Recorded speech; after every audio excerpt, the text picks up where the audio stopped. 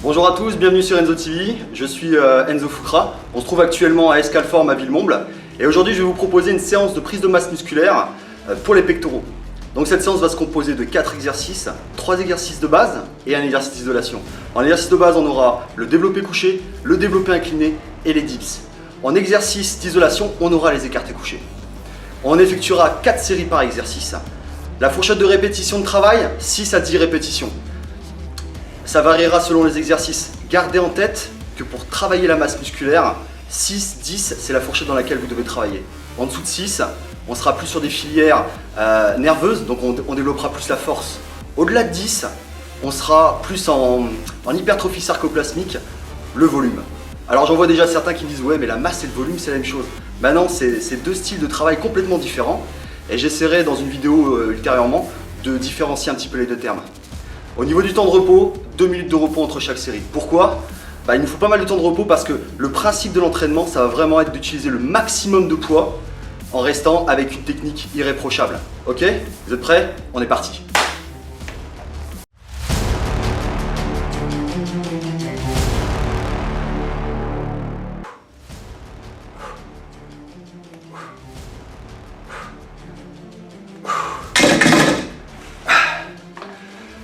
Ok, avant de commencer, je vais faire une petite aparté sur le rôle de l'échauffement et son importance.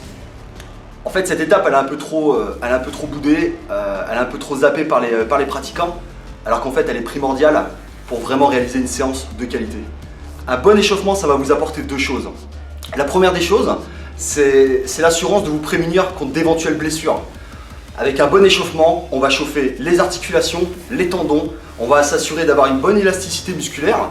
Et la deuxième des choses, on va maximiser notre potentiel de séance. Comment ? On va améliorer la vascularisation. Une meilleure vascularisation est égale à meilleur transport d'oxygène. Plus d'oxygène est égal à plus d'ATP, donc plus d'énergie. Et deuxièmement, ça va vous permettre de stimuler le système nerveux afin de profiter vraiment d'une qualité de contraction maximale. Donc ne zappez pas l'échauffement. Alors, comment on s'échauffe ? Personnellement, je vous conseille de réaliser 3 séries d'échauffement avant votre série effective. Première série, une série de 15 à 20 répétitions à peu près 20-30% de la charge utilisée, de la première charge que vous allez utiliser. Deuxième série, de 10 à 15 répétitions à peu près 50% de la charge que vous allez utiliser. Et enfin, dernière série, on va plus être sur du 5-8 répétitions à 75% de la charge que vous allez utiliser. Le temps de repos entre chaque série, 1 minute 30, pas plus. N'oubliez pas, ça reste un échauffement, en aucun cas vous devez aller jusqu'à l'échec. Ok ? Allez, on est parti pour le premier exercice.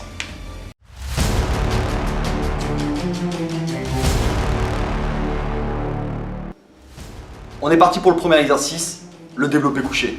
On le présente plus, ça reste l'exercice phare pour le développement des pectoraux.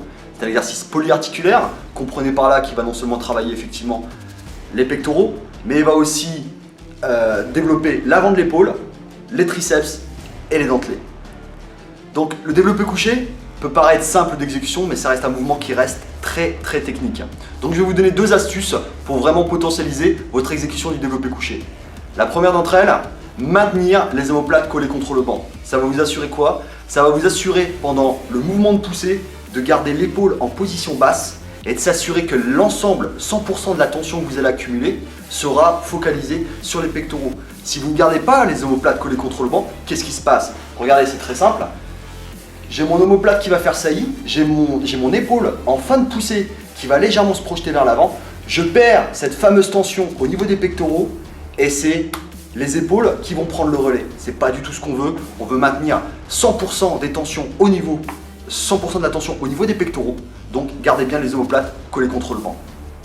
La deuxième astuce, s'il vous plaît, ne verrouillez pas complètement les bras en fin de poussée.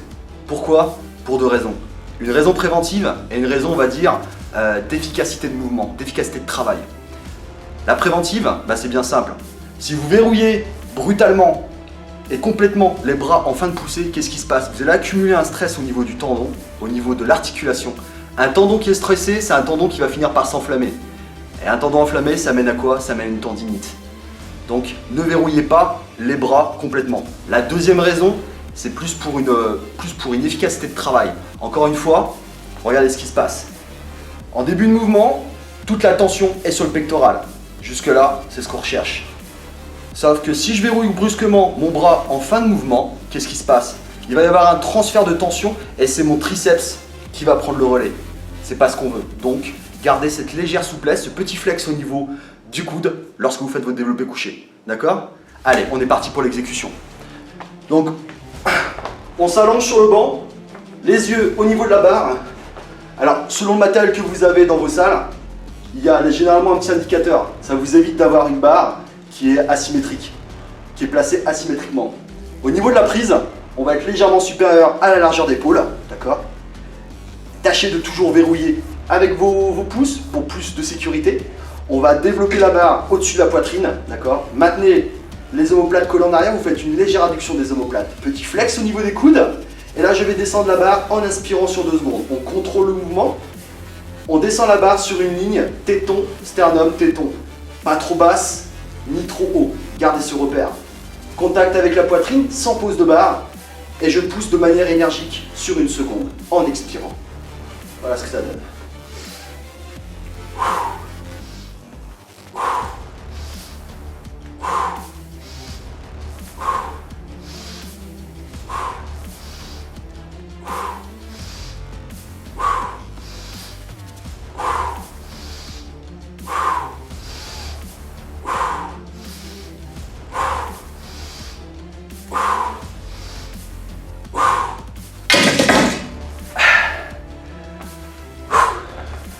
Voilà, c'était le développé couché. J'espère que ces petits conseils vont vous faire redécouvrir cet exercice, car ça doit rester votre meilleur ami pour le développement des pectoraux. On est parti pour le deuxième exercice, suivez-moi.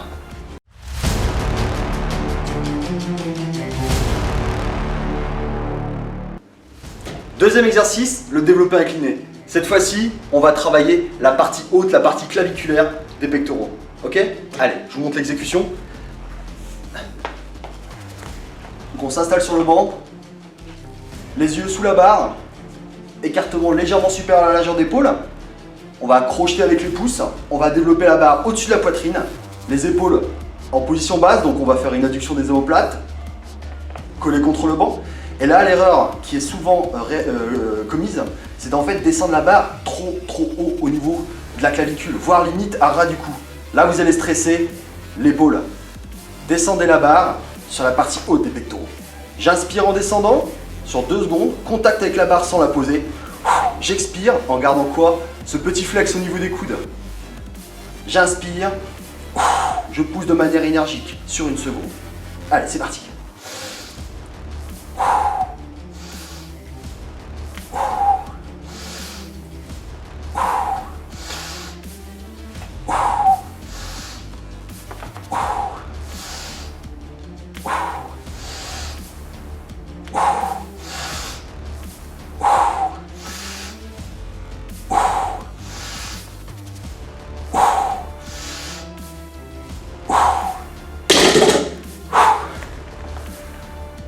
Pour cet exercice, on réalisera donc 4 séries de 8 à 10 répétitions, 2 minutes de repos. Ok? Allez, on est parti pour le troisième.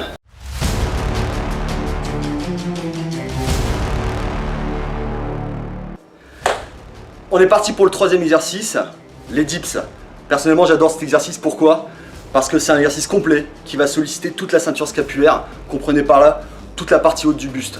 D'accord? Allez, on est parti. Donc pour vous positionner, vous allez saisir la partie fuyante de la barre, de chacune des barres, d'accord? La partie droite, les parties parallèles seront réservées pour le travail des triceps. Nous, ce qu'on veut travailler, c'est les pectoraux, d'accord? Je saisis donc la partie fuyante de chaque barre. Première des choses, je vais m'assurer d'une bonne stabilité au niveau du corps. Comment? Je gagne au niveau des abdominaux. Je contracte les fessiers, les jambes vont être serrées l'une contre l'autre. Je vais pencher légèrement le buste vers l'avant. J'inspire en descendant. Une fois que mes bras sont parallèles au sol, je remonte en expirant, en maintenant une petite souplesse au niveau du coude. Ok? Petite astuce, lorsque vous poussez, lorsque vous êtes en phase de pousser, ayez cette volonté de vouloir ramener les 2 barres l'une contre l'autre. Ça va vous assurer quoi? Ça va vous assurer un terrible pic de contraction. Ça va vous assurer aussi de recruter un maximum de fibres musculaires. D'accord? Allez, on est parti.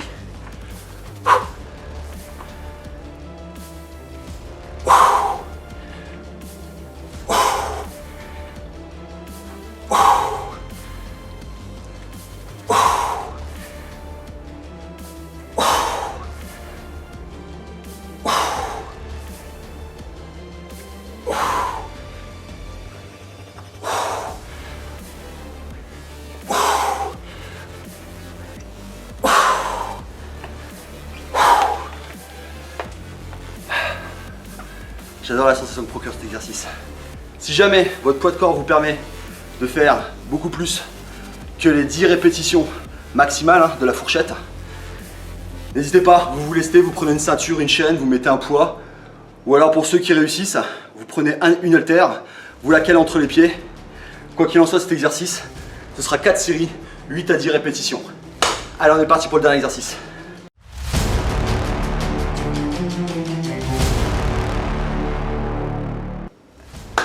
Dernier exercice, les écartés couchés. C'est l'exercice d'isolation monoarticulaire qui veut dire que là, sur ce type d'exercice, seuls les pectoraux vont entrer en action. Aucun muscle connexe, hein. Pas d'avant d'épaule, pas de triceps, vraiment que les pectoraux. Donc j'aime bien terminer par cet exercice. Pourquoi? Parce que ça va nous permettre, en fin de séance, de bénéficier d'un bon étirement, ce qui est toujours appréciable. Donc, les écartés couchés, cette fois-ci, vont nous permettre de travailler la partie centrale des pectoraux. Ok, donc on prend les haltères sur les cuisses, on les accompagne avec les genoux, on s'allonge sur le banc, on développe les haltères au-dessus de la poitrine, on va adopter un petit flex au niveau des coudes, et là on va descendre les haltères de part et d'autre du corps en arc de cercle.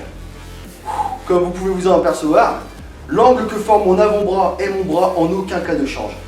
J'inspire pour profiter de l'expansion thoracique. Une fois que les haltères arrivent au niveau de l'épaule, je remonte en expirant. J'inspire, je descends les haltères sur 2 secondes. J'inspire.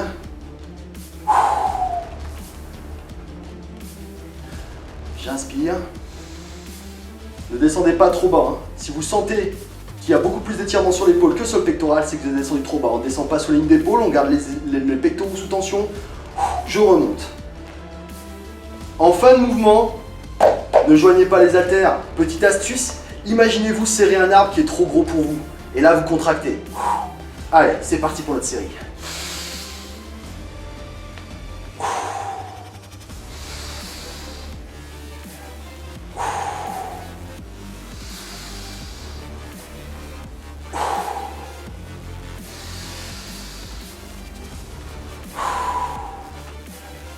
J'inspire. J'expire, je contracte. J'inspire.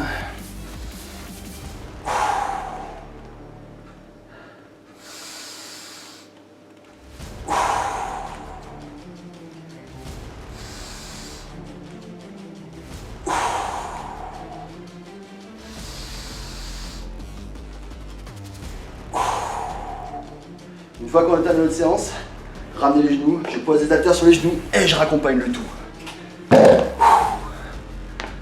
C'était les écartés couchés. Voilà, cette vidéo est terminée. J'espère que vous avez aimé la séance, j'espère que vous allez la tester. Si c'est le cas, vous n'hésitez pas, vous laissez des commentaires pour partager vos ressentis, vos sensations. Si jamais cette vidéo vous a donné envie de suivre la chaîne et de voir les futurs contenus qui vont y être dispensés, notamment la semaine prochaine, une vidéo sur un entraînement de masse triceps biceps en superset, vous n'hésitez pas, vous vous abonnez.